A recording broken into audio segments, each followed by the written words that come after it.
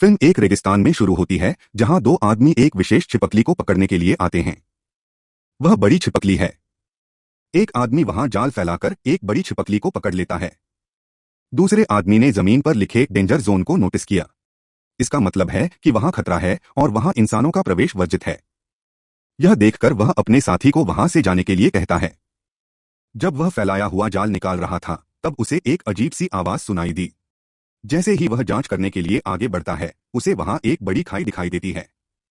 वह यह देखकर चौंक जाता है कि रेगिस्तान के बीच में इस खाई का क्या मतलब हो सकता है। बाद में वह देखता है कि उसका साथी खाई से अचानक निकलता है। वह काफी डरा हुआ था और मदद की गुहार लगा रहा था। इससे पहले कि वह कुछ समझ पाता एक विशालकाय जीव उसे खींच कर ले जाता है। यह देखकर वह डर जाता है और बाइक से वहां से जाने लगता है। आलम यह था कि बाइक स्टार्ट नहीं हुई। जीव तब अपना बड़ा हाथ बढ़ाता है और इस आदमी को पकड़ता है और उसे खाई की ओर खींचता है। बाद में हम दो गायकों को देखते हैं जो भाई बहन थे और एक साथ एक क्लब में गा रहे थे। लड़के का नाम काओ था और प्रदर्शन के बाद काओ अपनी बहन से कहता है कि हम इस सारी मेहनत से गायन से जो भी पैसा कमाते हैं हमारे वरिष्ठ अपने लिए आधे से ज्यादा हिस्सा रखते हैं, इसलिए मैंने अब उनके साथ काम करना बंद कर दिया है। उनकी बातचीत के दौरान नशा रोकथाम की पुलिस आ जाती है। यह क्लब के चारों ओर देखने से शुरू होता है कि कहीं कोई नशे में तो नहीं है। अंत में गायकों ने काओ पर केवल दवा लेने का आरोप लगाया। हालांकि काओ उन्हें यकीन दिलाते हैं कि ऐसा कुछ नहीं है। मैंने कभी किसी नशीली दवा का सेवन नहीं किया है। पुलिस हालांकि उस पर भरोसा नहीं करती है और इस बारे में थोड़ा सोचने के बाद वह अपने वरिष्ठ पर शक करने लगती है जिसके साथ उसने काम करना बंद कर दिया था। काओ को जमानत पर रिहा कर दिया गया है। जब वे बातचीत कर रहे थे काओ की बहन को उसकी मां का फोन आया जिसमें उसने अपने दादा की मृत्यु के बारे में बताया। यह सुनते ही वे अपनी मां को प्रणाम करने के लिए अपने गांव की ओर चल पड़ते हैं।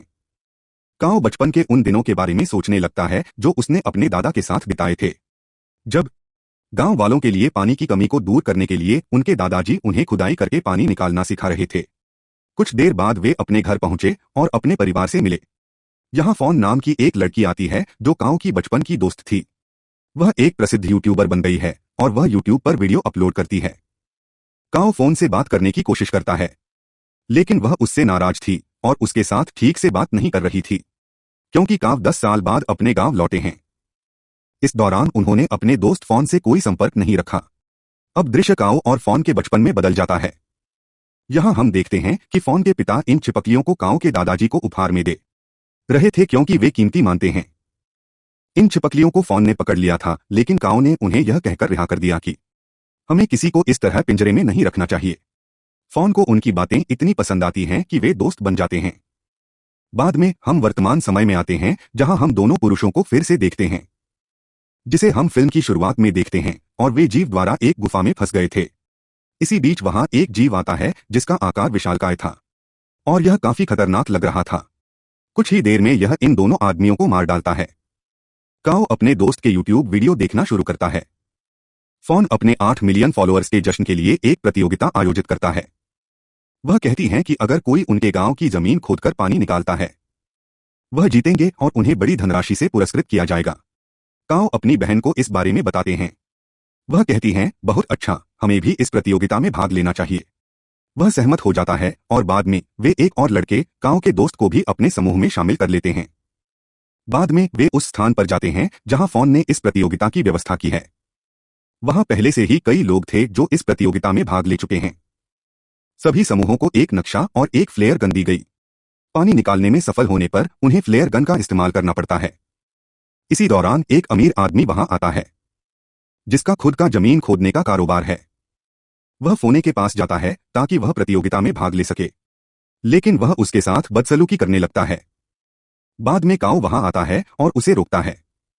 बाद में फोन ने फ्लेयर गन से फायरिंग के बाद प्रतियोगिता शुरू की। हर कोई पानी खोजने के लिए जमीन खोदने के लिए अलग अलग जगहों पर जाता है। दो आदमी उन दो आदमियों की बाइक खोजते हैं जिन्हें हमने फिल्म की शुरुआत में देखा था जो इस जीव के शिकार हुए हैं और फिर वे अपनी बाइक लेकर आगे बढ़ जाते हैं।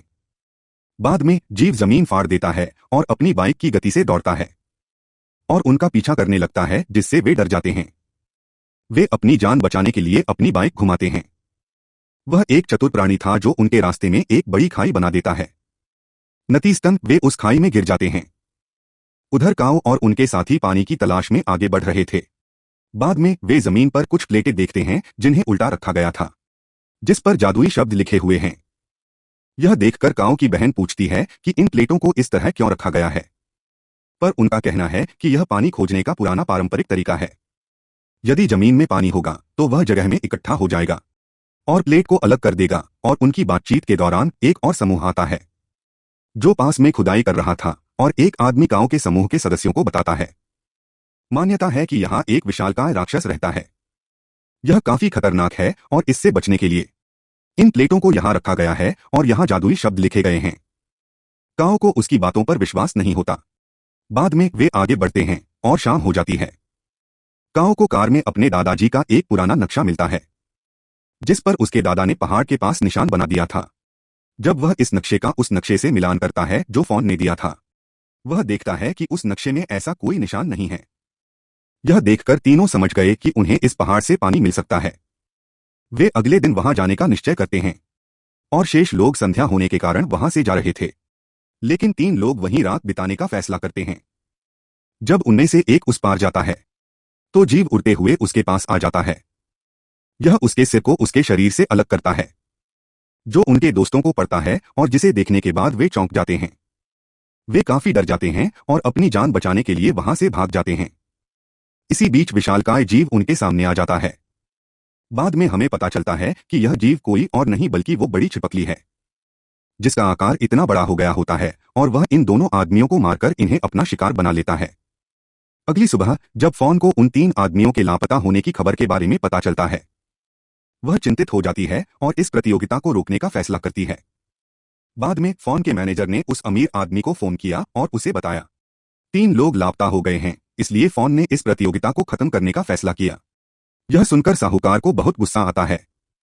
उनका दावा है कि अगर प्रतियोगिता समाप्त हो जाती है तो मैं और भी बुरा हो जाऊंगा।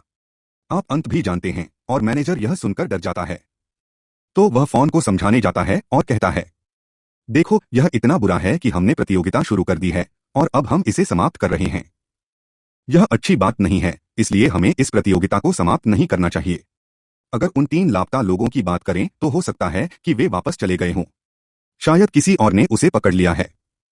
अतः हमें इन सब बातों को नजरअंदाज करके इस प्रतियोगिता की शुरुआत करनी चाहिए। हालांकि फोन ऐसा नहीं करना चाहती, लेकिन उसने अपने प्रबंधक के अनुरोध पर अपनी प्रतियोगिता जारी रखी। काओ और उसके साथी मानचित्र पर एक ऐसी जगह पर आते हैं जहां उन्हें एक गुफा मिलती है। इसके अंदर जाने पर उन्हें एक गीली दीवार मिलती है। यह देखकर काओ कहते हैं, मुझे लगता है कि इसके पीछे पानी है, इसलिए हमें इस दीवार को तोड़ देना चाहिए। यह जगह दरअसल उस छिपकली का घर है। यह वहां आता है और काओ के दोस्त को अपने मुंह में पकड़ लेता है। यह देखकर दोनों भाई बहन डर जाते हैं। जान बचाकर वे गुफा से बाहर आ जाते हैं। बाद में वे दूसरों को इस जीव के बारे में बताने लगते हैं, लेकिन कोई उन पर विश्वास नहीं करता। बाद में जीव जमीन फाड़ते हुए आता है और एक आदमी पर हमला कर देता है और अपने आधे शरीर को जमीन से टिका लेता है। बाद में उसे खींच कर ले जाता है। इसे देखने के बाद वे सभी चौंक जाते हैं और काओ की बातों पर भरोसा करने लगते हैं। वे जान बचाने के लिए वहां से भागने लगते हैं। काओ की बहन और अमीर आदमी एक ट्रक में छिपने का प्रबंधन करते हैं, लेकिन मैनेजर अंदर नहीं जा सका और वह बाहर ही रहता है। जीव वहां आता है और उस पर हमला करता है और एक ही बार में उसे मार डालता है। अब जीव काओ और फोन का पीछा करना शुरू कर देता है। वे उससे बचने के लिए दौड़ते हैं और जीव भी तेजी से भागता है। बाद में दौड़ते समय खाई में गिर जाते हैं। यह देखकर काओ की बहन अपने भाई की जान बचाने के लिए ट्रक का हॉर्न बजाती है। जब जीव वहां आता है तो काओ की बहन और अमीर आदमी ट्रक के नीचे छिप जाते हैं। नतीजतन जीव वहां आता है लेकिन उन्हें देख नहीं पाता और चुपचाप वहां से चला जाता है। वहां काओ और फोन को जल्द ही पता चलता है कि वे प्राणी की गुफा के अलावा और कहीं नहीं गिरे हैं। जैसे ही वे आगे बढ़ते हैं, उन्हें जीव के कई अंडे दिखाई देते हैं। उन्हें काओ का दोस्त दिखाई देता है जो मरा नहीं बल्कि जीवित था। जीव ने उसे एक मजबूत आवरण में कैद कर रखा है। वे उसे वहां से निकालने की कोशिश करते हैं, हालांकि वे उसे हटाने में असमर्थ थे क्योंकि वे आवरण को तोड़ने में असफल रहे। वे कई ऐसे लोगों को देखते हैं जिन्हें इसी तरह के आवरण में पिंजरे में बंद कर दिया गया था। दरअसल उस जीव ने इन्हें अपने बच्चों का पेट भरने के लिए रखा है। दूसरी तरफ जब काओ की बहन ट्रक से बाहर आती है, वह देखती है कि जीव ट्रक पर सो रहा था।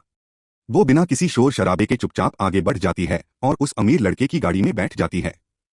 बाद में अमीर लड़का अपनी कार से बाहर आता है और अपनी कार की ओर बढ़ने लगता है। इसी बीच उसके द्वारा एक ध्वनि उत्पन्न हुई और जीव जाग गया और तुरंत उस पर आक्रमण कर देता है और उसे अपनी गुफा में ले जाता है और उसे उसी गुफा में बंद कर देता है। काओ और फॉन फिर से उसी दीवार के पास पहुंचे।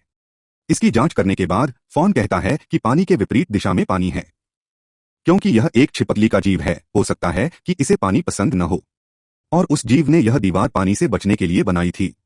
बाद में वे उस गुफा से बाहर आते हैं जहां उन्हें कुछ लोग दिखाई देते हैं। वे उनसे संपर्क करते हैं, लेकिन इस बीच जीव तीव्र गति से आ जाता है और पलक झपकते ही जीव उन्हें अपना शिकार बना लेता है और मार डालता है। जीव फॉन को भी देखता है और उसे अपने साथ ले जाता है। बाद में काओ उस भड़की हुई बंदूक से फायर करता है और इसे देखने के बाद केवल एक समूह उसके पास जाता है। यह वही आदमी था जिसने उसे जीव और प्लेटों के बारे में बताया था। बाद में थोड़ी देर बाद काओ की बहन वहां पहुंचती है। वे एक योजना बनाते हैं और बाद में जोर से गाने बजाना शुरू करते हैं। इस आवाज को सुनकर जीव जमीन फाड़कर आता है और सभी पर दहाड़ने लगते हैं। यह देखकर वे उसे घेरने लगते हैं और जीव पर हमला करने लगते हैं। वह जीव अपनी गुफा में लौट आता है। काओ की बहन अपनी सहेलियों के साथ उस गुफा में जाती है। वह अपनी मदद से पिंजरे में बंद सभी लोगों को बाहर निकालती है, लेकिन अमीर लड़का गुफा से छूट गया और फॉन उसे खोजने जाता है। अमीर आदमी अपने साथ बम लाया है। उन्होंने इसे गीली दीवार में रख दिया। बाद में अपना रिमोट लेते हुए काओ फॉन के साथ उस गुफा में चला जाता है। वहां फॉन अमीर लड़के को पाता है, लेकिन जीव उनके सामने तब आ जाता है जब वे वापस जा रहे होते हैं। अमीर आदमी फॉन को छोड़ते समय अपनी जान बचाने के लिए अकेला भागता है। इससे पहले कि जीव उस पर हमला कर पाता, काओ वहां आ जाता है। जीव पर कूदने के बाद वह जीव के ऊपर आ जाता है और उस पर कुल्हाड़ी से हमला कर देता है। जीव हानिरहित रहता है क्योंकि यह काफी शक्तिशाली था। बाद में जीव अपनी पूंछ से फॉन को पकड़ लेता है और उसे पकड़ लेता है। जीव उसे मारने वाला था। इस बीच काओ ने उस फ्लेयर गन को फायर किया और उसे अपने मुंह में डाल लिया। नतीजतन जीव मतिभ्रम करता है। जैसे ही जीव का ध्यान जाता है, वे दौड़ते हैं। आगे आकर काओ ने बटन दबाकर बम को हिट कर दिया। नतीजतन एक बम वहां फट जाता है और दीवार टूट जाती है। ऐसा होते ही गुफा में पानी फैलना शुरू हो जाता है। पानी का बहाव काफी तेज था और जीव भी उसके साथ बह गया और मारा गया। काओ और फॉन के पीछे पानी भी तेजी से आ रहा था, लेकिन वे ठीक समय पर गुफा से बाहर आ गए। बाद में काओ की बहन और उसका दोस्त भी आते हैं। इस बीच जमीन से पानी तेजी से निकलने लगता है। यह देखकर वे खुश हो जाते हैं। बाद में हम देखते हैं कि अमीर लड़का उस खाई से बाहर आता है जो अभी तक जीवित था। उसके हाथ में जीव का अंडा था और वह उसे देखकर हंस रहा था। अंडा देखने का अर्थ है कि जीव का नाश नहीं हुआ है, क्योंकि इसके अंडे अभी भी मौजूद हैं, यानी इससे कई छिपकली के जीव निकलेंगे। फिल्म इसी के साथ समाप्त होती है।